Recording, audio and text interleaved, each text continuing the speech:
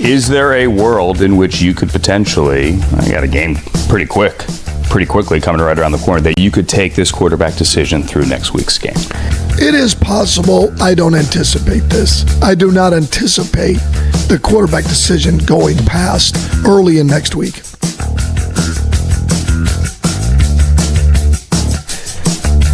So there you have it. Todd Monken on the Browns radio network this morning prior to today's game, having a conversation with Andrew Siciliano, and he says quarterback competition doesn't expect it to linger beyond early this week. That goes back to what we kind of talked about earlier, Lance. I don't think it's groundbreaking that it's notable that he said it.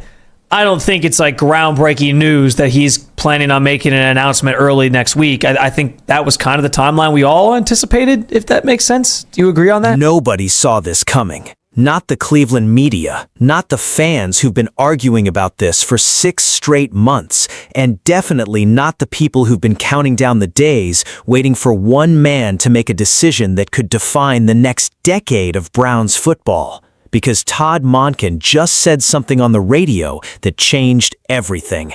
He didn't dodge the question. He didn't stall. He looked it dead in the eye and said the quarterback decision is coming. Not next month, not when it's ready. Early next week. Stay with me, because what's buried inside this conversation is bigger than a headline. It's bigger than a soundbite. This is the story of how Shedeur Sanders got here and why the next 7 days might be the most important week of his entire career. Quarterback's ready. You know, you and I, especially the last 2 years when we're watching practice, and I think you'll agree with me, they have done so much 11-on-11 work.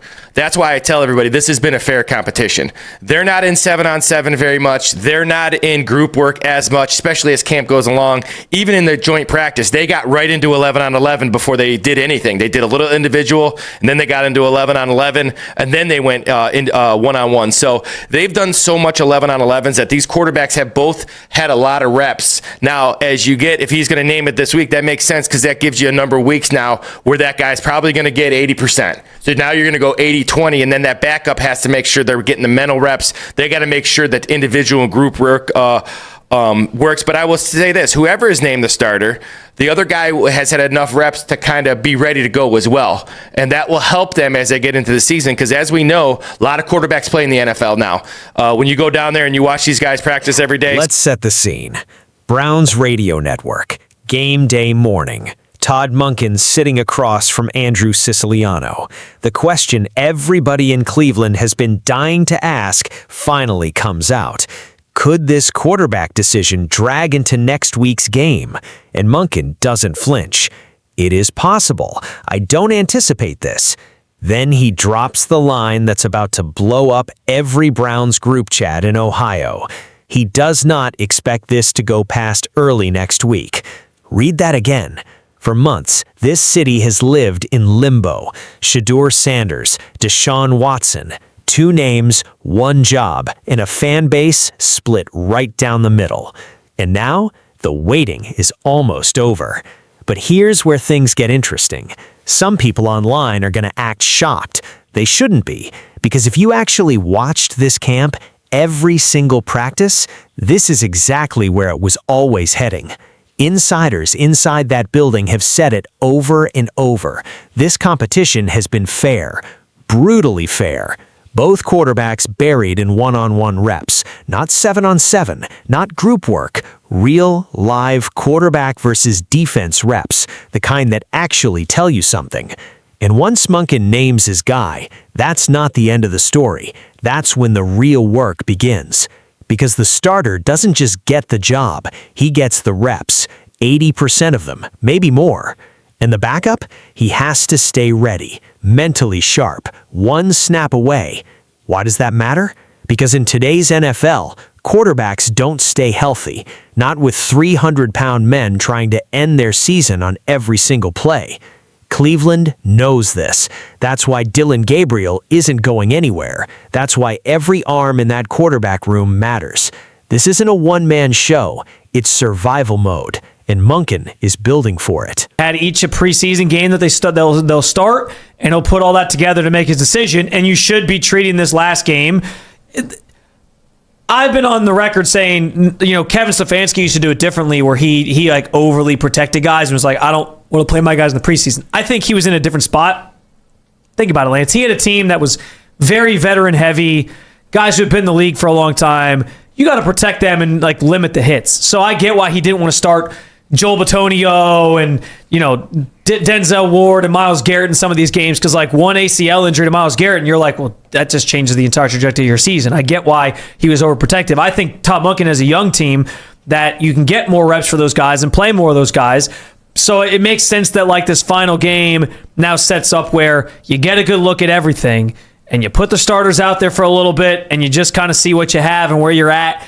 And then you're off and running. You get that chance to kind of evaluate them based off of this final preseason game. So now, here's the piece nobody's talking about enough.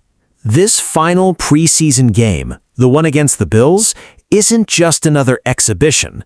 It's the tape that gets rewound, frozen, studied frame by frame.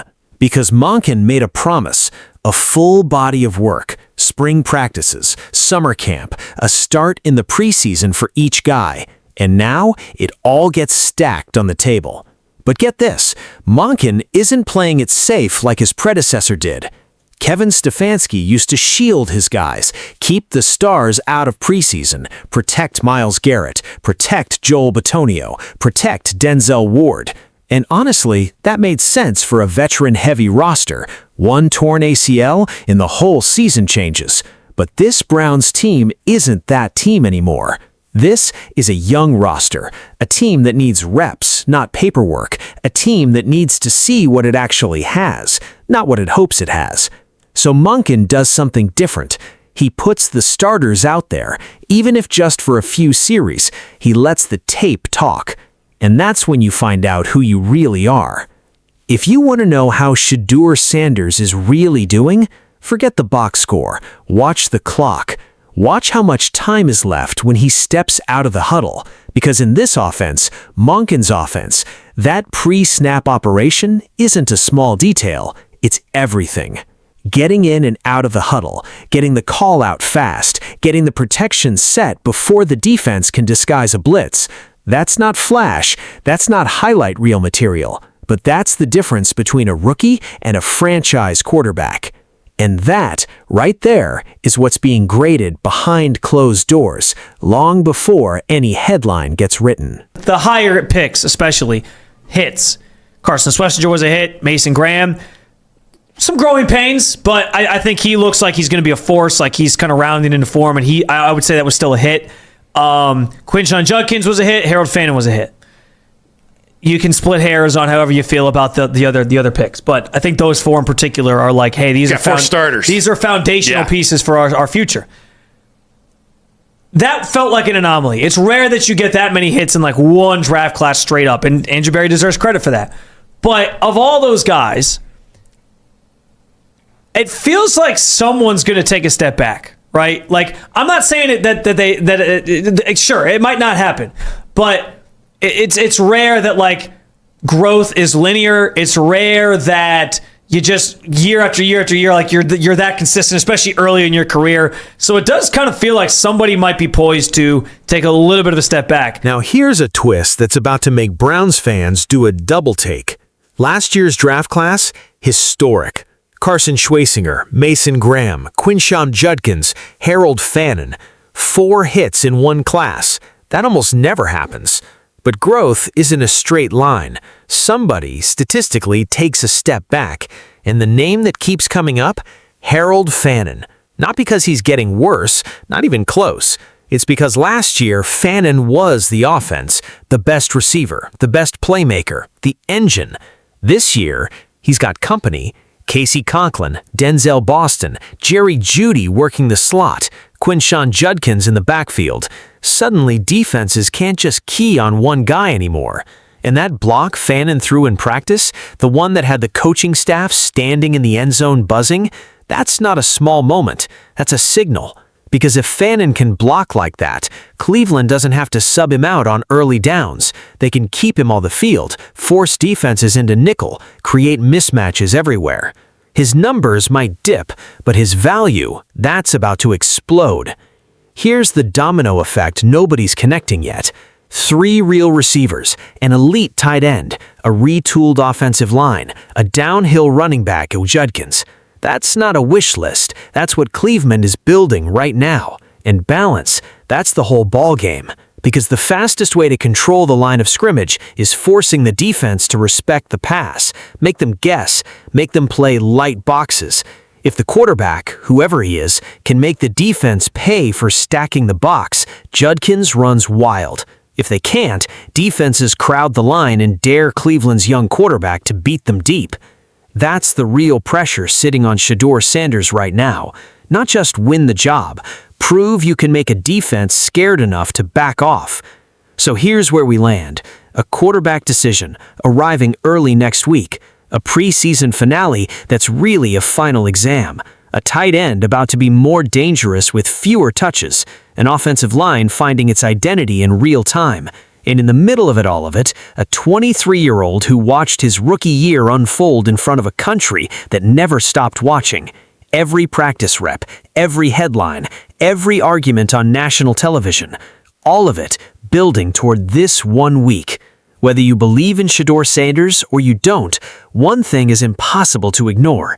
He's not hiding from this moment. He's walking straight into it. The huddle clock is ticking, the tape is rolling, and in a matter of days, Cleveland finds out who their quarterback really is. Not based on hype, not based on noise, based on reps, based on preparation, based on what happens when the lights are the brightest. This week decides everything, and whatever happens next, Browns fans, you do not want to miss it. So, if this breakdown hit different, smash that like button, drop your prediction in the comments, and hit subscribe, because when Cleveland makes this decision, we'll be breaking it down here first.